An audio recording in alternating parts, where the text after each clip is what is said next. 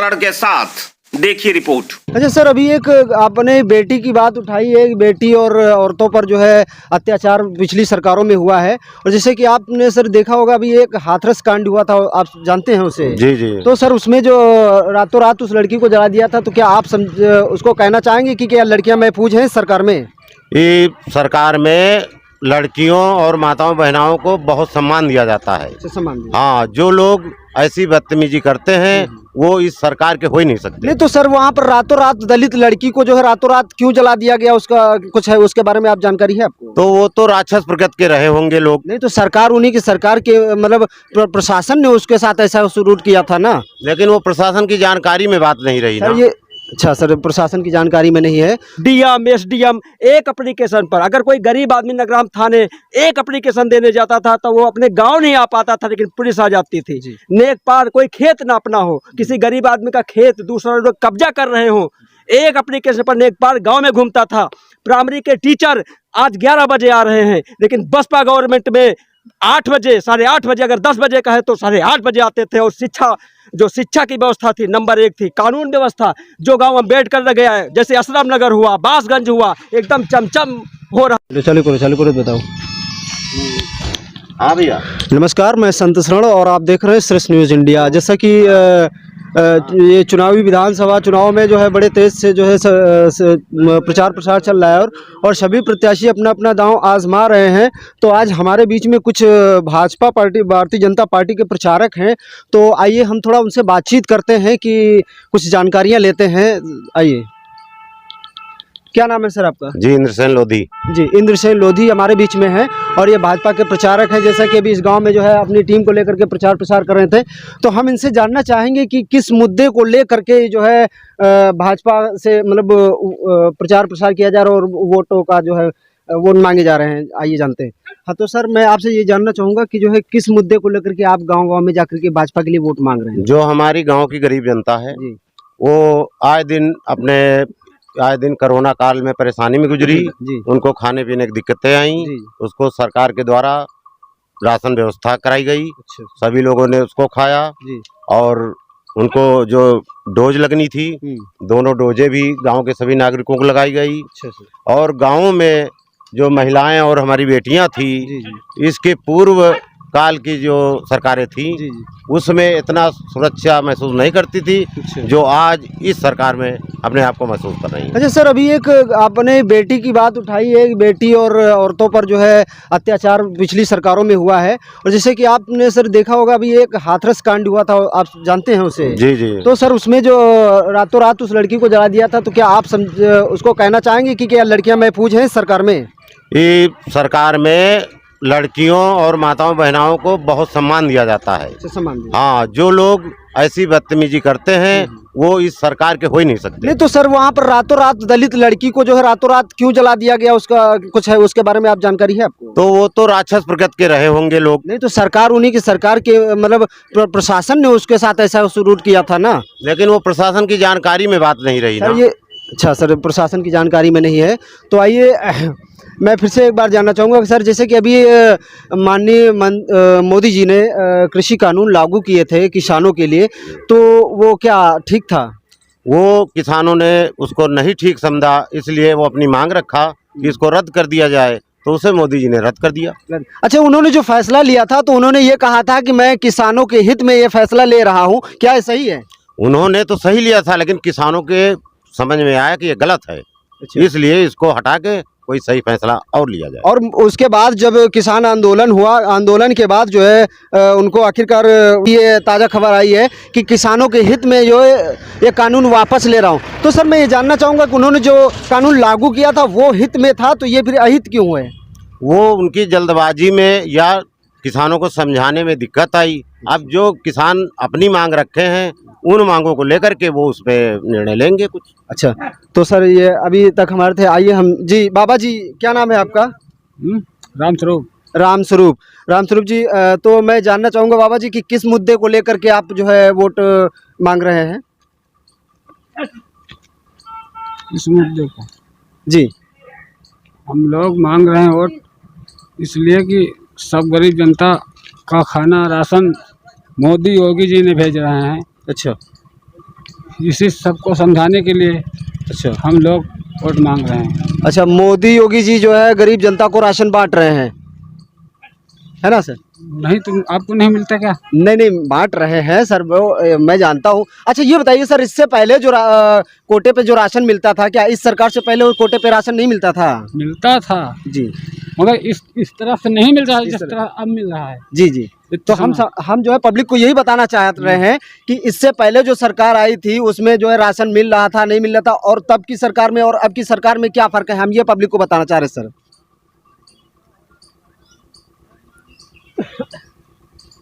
चलिए सर, मैं किसी दूसरे से बात करता हूँ। अच्छा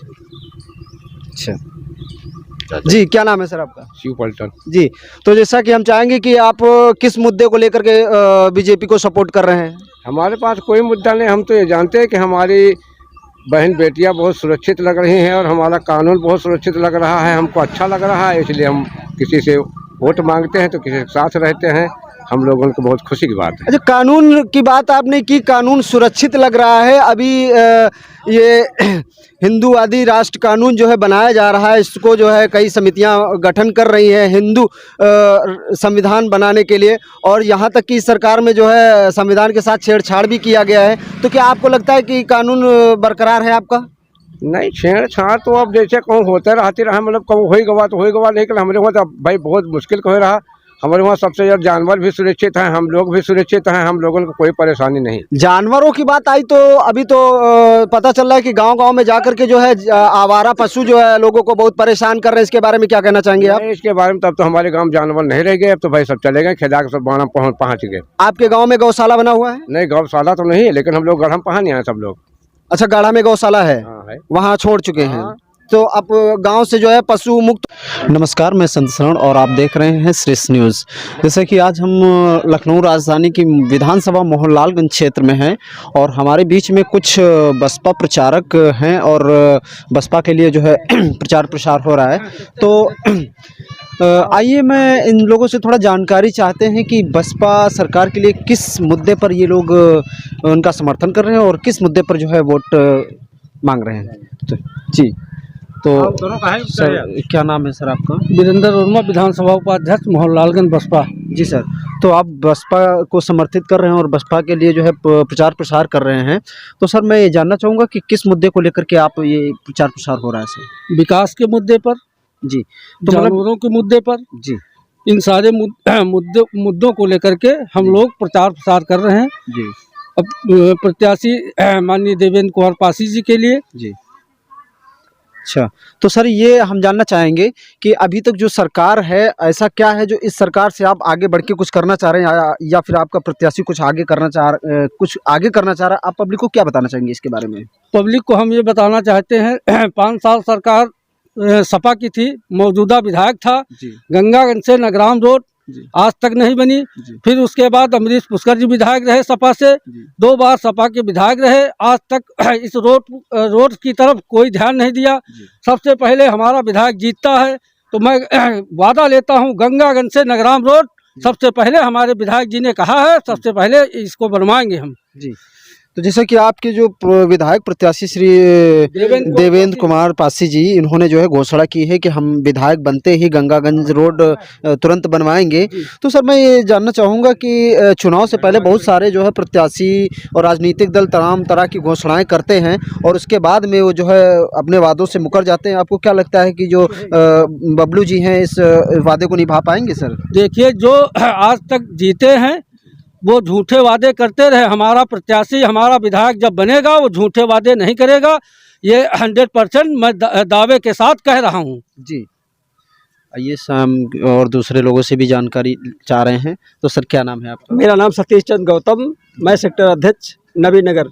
जी, तो सर जैसा कि बड़े ज़ोर शोर से चल रहा है ये विधानसभा चुनाव का माहौल, एक प्रकार का त्यौहार भी है, तो ऐसे में जो आप बसपा के लिए प्रचार प्रसार कर रहे हैं, तो सर इसका क्या मुद्दा है, बीएसपी का क्या मुद्दा है और किस मुद्दे पर आप भ्रमण कर रहे हैं सर? देखो, बसपा का सबसे मुख्य मुद्दा है कानून व्यवस्था। बहन जी की सरकार थी तो पुलिस विभाग, लेखपाल विभाग, अधिकारी, डीएम, एसडीएम एक एप्लीकेशन पर, अगर कोई गरीब आदमी नगराम थाने एक एप्लीकेशन देने जाता था तो वो अपने गांव नहीं आ पाता था, लेकिन पुलिस आ जाती थी। नेकपाल, कोई खेत ना अपना हो, किसी गरीब आदमी का खेत दूसरा लोग कब्जा कर रहे हो, एक एप्लीकेशन पर नेकपाल गांव में घूमता था।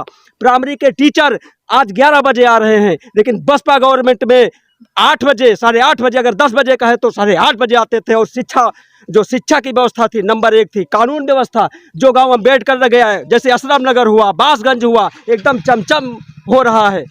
तो सर जैसा कि मैं कह रहा हूँ जो वर्तमान सरकार है, योगी जी की सरकार, ये भी दावा करते हैं कि हमारी सरकार में भी कानून व्यवस्था और स्कूल व्यवस्थाएं पूरा बहुत सुरक्षित तरीके से चल रही हैं। तो सर उसके बारे में आप क्या कहना चाहेंगे? योगी जी की सरकार में एक स्कीम ऐसी बता दें जो हमारे गरीबों भाई तक पहुंची हो, एक स्कीम ऐसी बता दें। सर राशन तो दे रहे हैं वो सर गरीबों के लिए? अरे भैया 5 किलो दे रहे हैं, 20 किलो 5 किलो राशन देकर, खेत में हमारे जैसे 1 बीघे हमने गेहूं बोया, आपने 5 किलो राशन दिया, 1 बीघा गेहूं हरा चढ़ गए, क्या मतलब 5 किलो महीना पार होगा भैया? सर मैंने जो है गांव से भी कुछ जानकारियां मिली। गांव के लोगों ने ये कहा है कि जो गांव में आवारा पशु घूमते वो हमारे और आपके हैं। सर इसके बारे में क्या कहना चाहेंगे? भैया जैसे हम धान लगाएं 4 बीघा, तो का 4 बीघा हम खा जाए? वही के लिए सरकार व्यवस्था करे है बेचे के लिए कि आप जो है ऊपर भेजिए, तो हरहा जब पड़बे तो वही के छोटे छोटे बच्चे होंगे, तो उसकी कहीं व्यवस्था तो आप करिए हर पंचायत में। या तो इसको एक व्यवस्था करनी चाहिए कि बताओ आदमी रात का खेत रातों का नहीं रखा हुआ है, वो दिनों को रखा हुआ है, तो भैया घर कब रखाई? सर जैसा कि आप ये देख रहे हैं कि केंद्र सरकार, वर्तमान में जो केंद्र सरकार है, वो भी जो किसानों के हित के लिए बहुत अच्छी स्कीमें ला रही है। और बोले कि किसान सम्मान निधि मिल रहा है और किसान की आय दोगुनी हो रही है और गरीबों को जो है मतलब काफ़ी मदद की जा रही। किसान की आय दोगुनी हुई, अच्छे से सही रेट से जो है फसल भी जा रही है। सर आपको नहीं लगता ऐसा कुछ? ये भैया किसान विसान नहीं कहा था, मीडिया कह रही है। आप हाँ, मीडिया का प्रचार कराया जा रहा है। आप बताइए, आप 2000 रुपये देते, ठीक है, डीजल का क्या रेट है? कांग्रेस के जमाने में क्या था, या बसपा गवर्नमेंट में 65 रुपये था, गैस 500-600 की थी, 1000 रुपये की हो गई, ठीक है। और वहाँ दिल्ली में किसान जो कानून बना था केंद्र सरकार ने, 750 किसान मर गए, लेकिन मोदी जी कभी देखने नहीं गए कि हमारे किसान जिंदा हैं। अरे हम भी तो किसान हैं, हमारे किसान भाई मर गए, मोदी जी कभी देखने नहीं गए। जब उन्हें बस चला कि अब कानून अब तो वापस लेना ही पड़ेगा, तब जाके कानून वापस लिया। 750 किसान मर गए। अरे जैसे हम किसान वैसे वो किसान। नहीं तो मोदी जी ने तो ये कहा है ना कि जो हमने फैसला लिया है, बिल वापस करने का जो फैसला लिया, वो किसान के हित के लिए फैसला लिया है। भैया आप कहते हैं मोटरसाइकिल पर बैठो, हम कहते हमका नहीं पसंद, तो काहे जबरदस्ती बैठा हुआ तो।